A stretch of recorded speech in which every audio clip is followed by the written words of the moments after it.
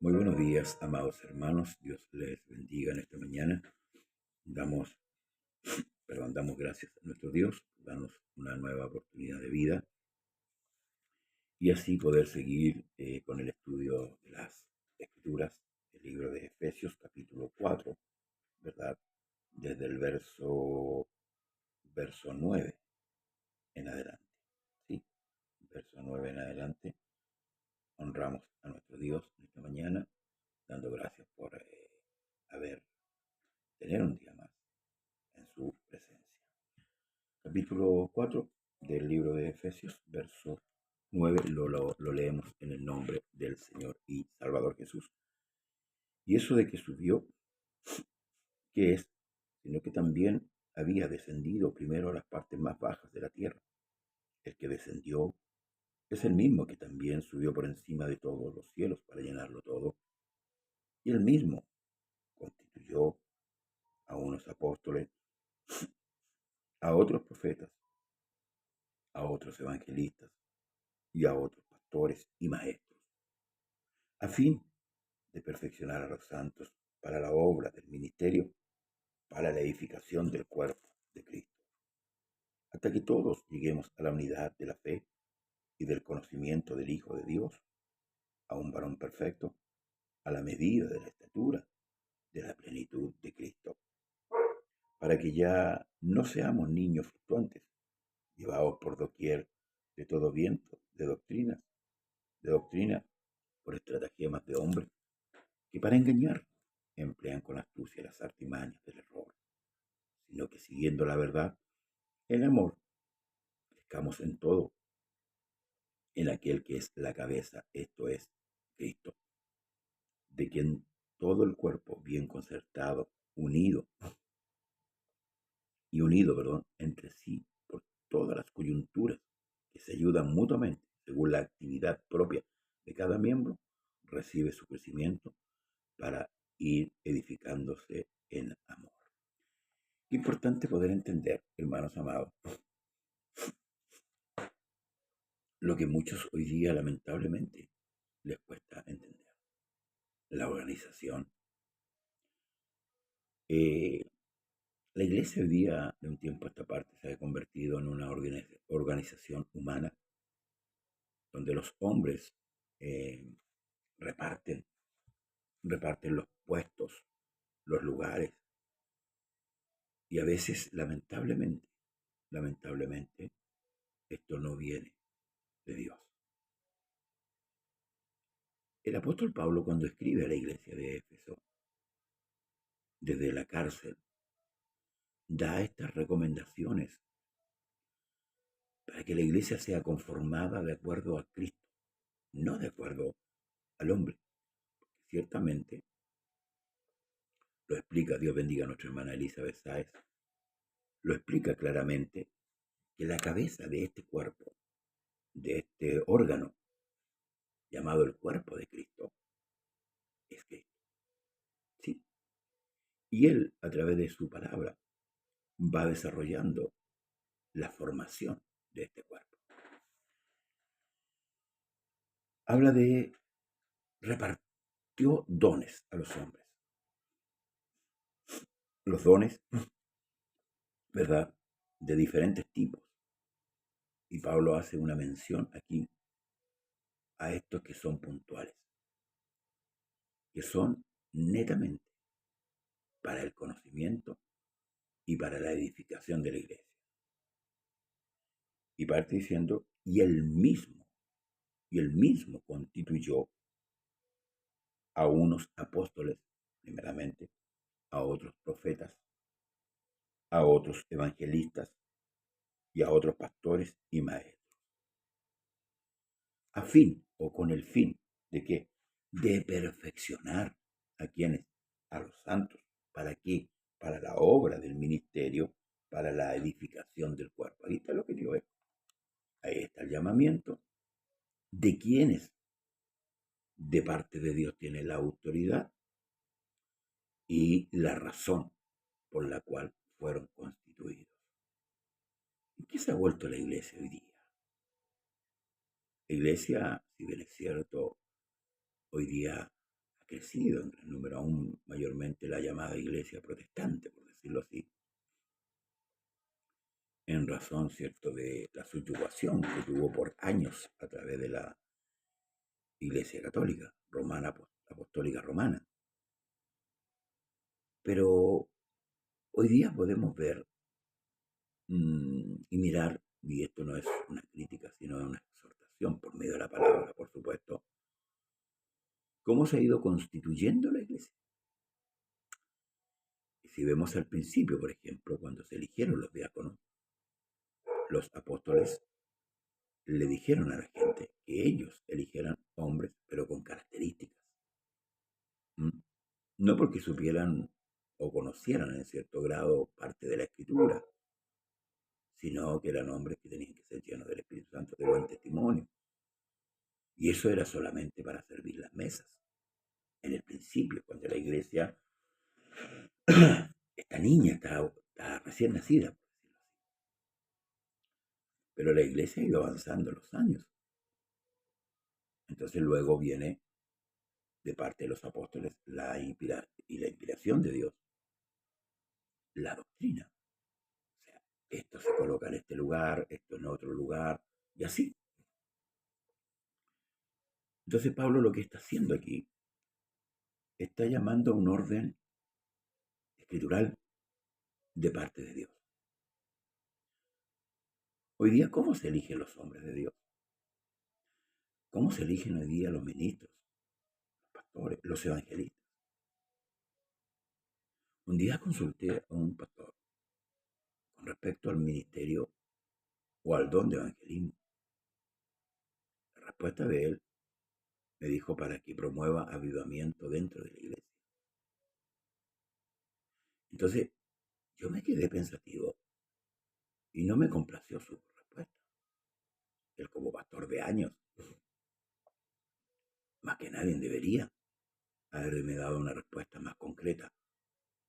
Y esta sería a la luz de la palabra. Y no es que mi persona como creyente esté cuestionando cada día las cosas, sino que había una inquietud. Ahora, ¿por qué la inquietud? Porque para que el cuerpo crezca y se forme, los hombres deben ser elegidos por Dios y bajo la voluntad de Dios, no de los hombres. El evangelista, que viene de la palabra evangelio, es el que tiene la labor de evangelizar. Y cuando hablamos de evangelizar o cuando hablamos de evangelio, hermanos, hablamos de algo muy amplio y para muchos difícil de entender, siendo de gran simpleza. Es como decir 2 más 2 son 4. Pero avivamiento dentro de la iglesia, ¿de qué tipo? Entonces yo entendí que era el hombre que predicando gritaba más, hacía una labor como artística, por decirlo así, eh, y promovía desatar las emociones dentro de la iglesia. Ahora la pregunta es, ¿en qué edifica a la iglesia ese modo de predicar? Escudriñando la escritura, viendo la escritura, me di cuenta que nada, y solamente desata las emociones, que es normal nosotros tener emociones. Cuando recibimos al Espíritu Santo lloramos, ¿cierto? Hablamos en lengua. Pero esa es una emoción que es real, es normal. Pero Dios no apunta a eso. En la Escritura, Dios apunta al conocimiento. Mire, escuche. Él mismo constituyó a unos apóstoles, a otros profetas, a otros evangelistas, a otros pastores y maestros, a fin o con el fin de perfeccionar a los santos para la obra del ministerio, para la edificación del cuerpo de Cristo. Usted sabe que las emociones son llevaderas, momentáneas. Hoy estoy riendo y mañana o más rato puedo estar llorando. Las emociones son vulnerables. Por eso que el apóstol Pablo dice que debemos ser sobrios.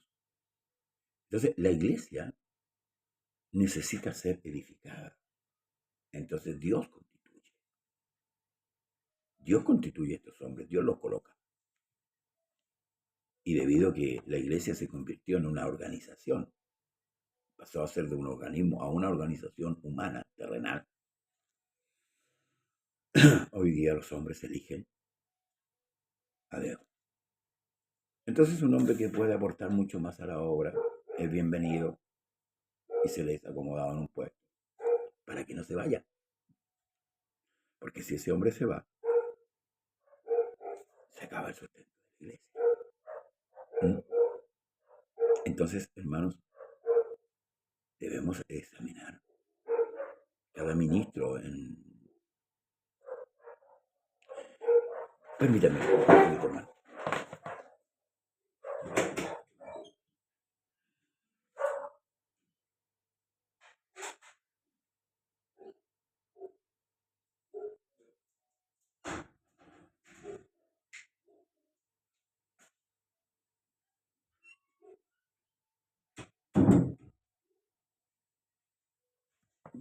Amén.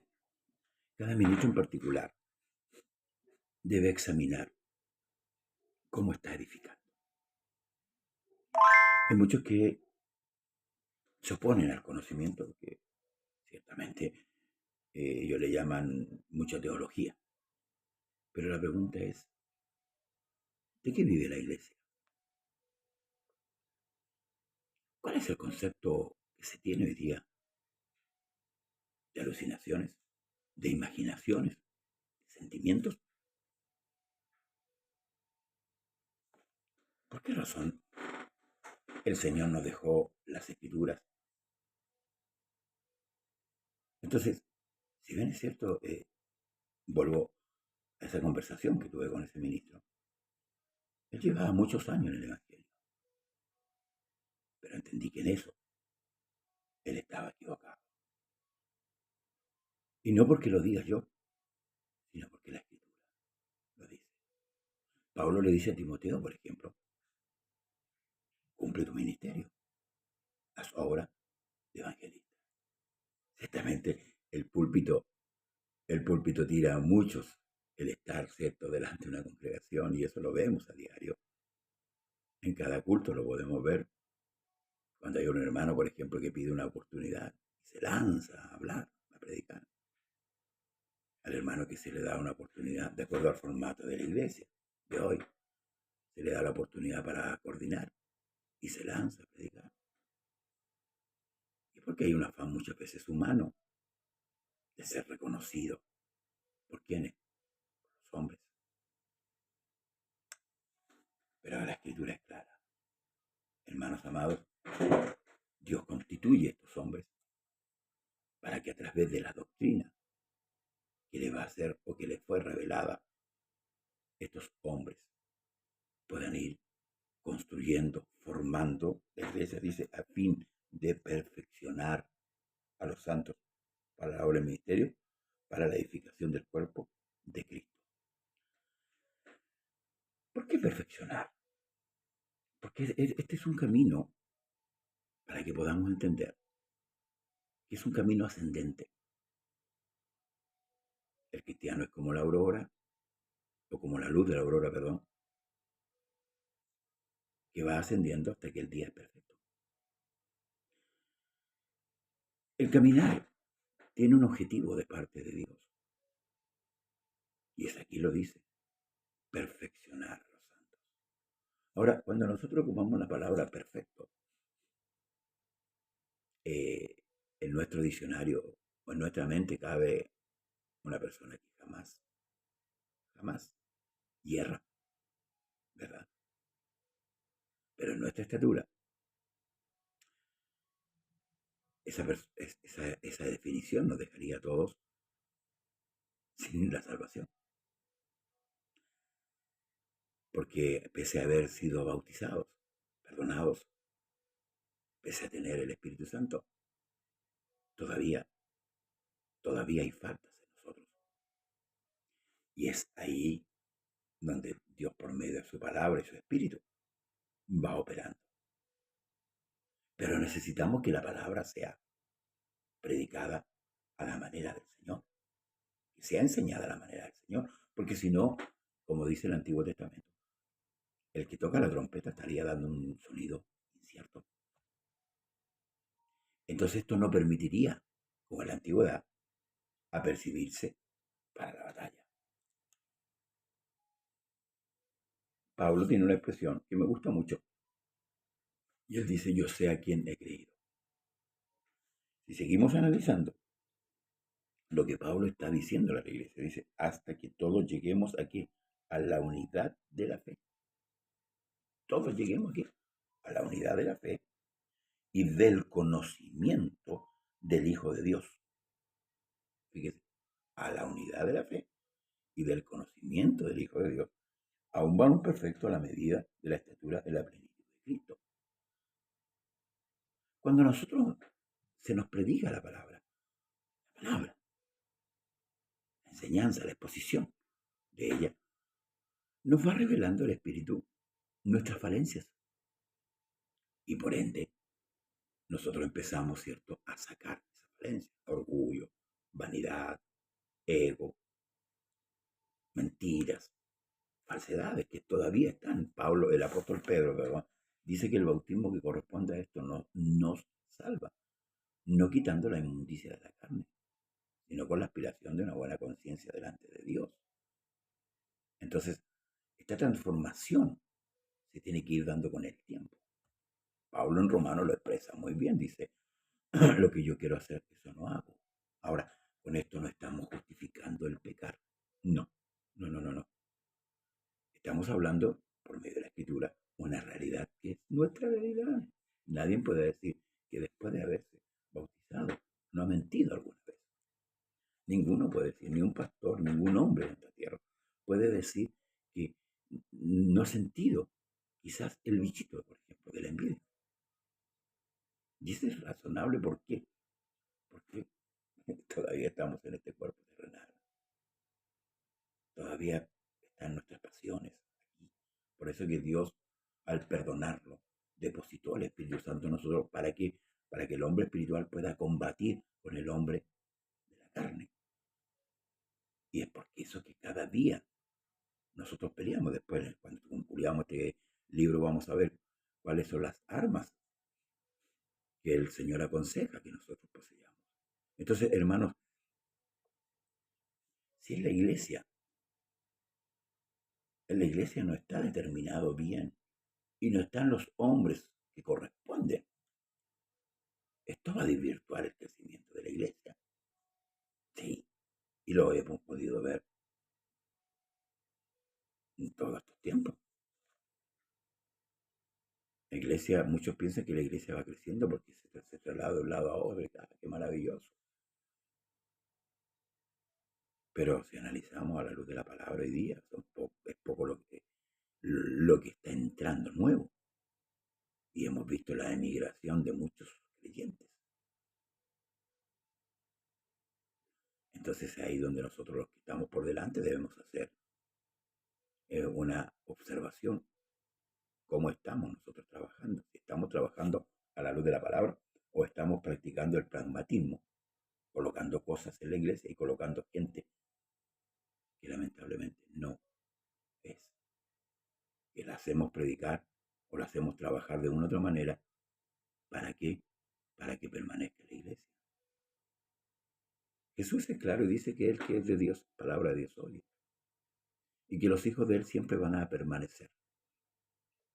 Pablo aplica esto mirando la doctrina, ¿cierto?, y la iglesia como un cuerpo, la doctrina como un nutriente necesario para que el cuerpo, ese cuerpo y esos miembros se vayan nutriendo y ese cuerpo vaya creciendo. No como un cuerpo deforme, sino como un cuerpo bien formado. Por eso que en un principio ellos mismos constituyeron ancianos en las iglesias para el gobierno. Hoy día el gobierno de la iglesia es muy humano, está muy distorsionado. Hay pastores que gobiernan solo. Sí, se murió el pastor, se murió la iglesia. Hay iglesias que han pasado a ser familias, ¿sí? No es la iglesia de Cristo, es la iglesia de fulano, es la iglesia de la familia tanto. La verdadera iglesia es la iglesia de Cristo. ¿Cómo se ha ido llegando a esto? Bueno, el pragmatismo, el yo pienso de esta manera y vamos a aplicar esto, ha ido haciendo esto, ¿sí?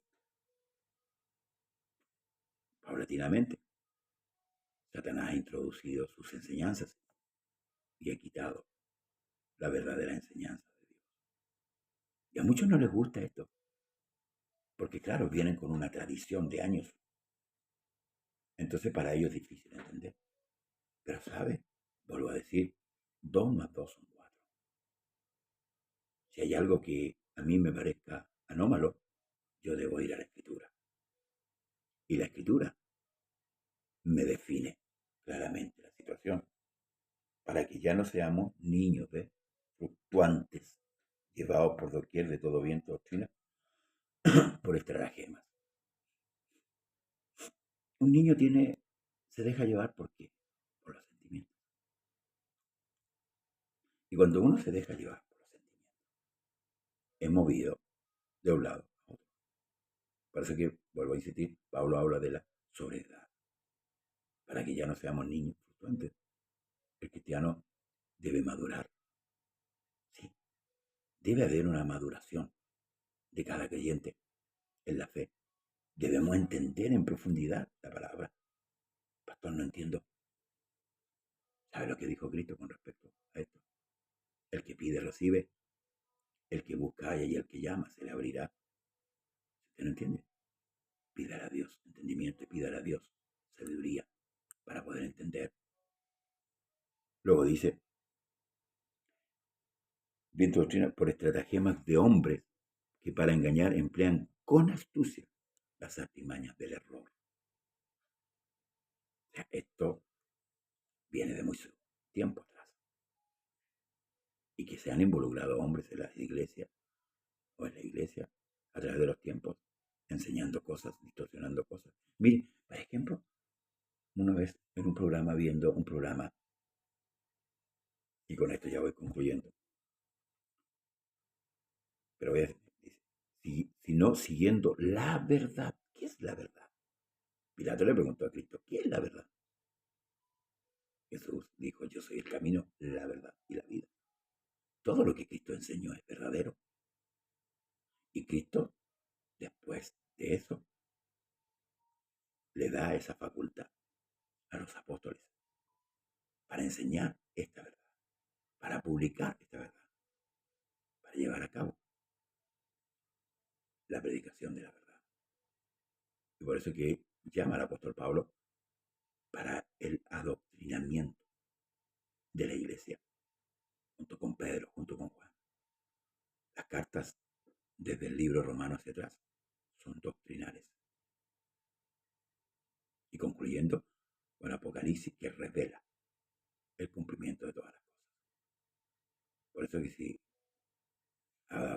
hubiera una discusión de algo, debemos ir a la escritura. Aunque a muchos no les gusta ir a la escritura, siendo pastores, siendo predicadores. Piensan que mucha letra mata, como se divulgó por muchos años. Ahí hay un error. Cuando Pablo habla de la letra de muerte, habla del Antiguo Testamento, del que decía, si usted hace esto, muere. La letra. No la letra muerta, la letra que mata.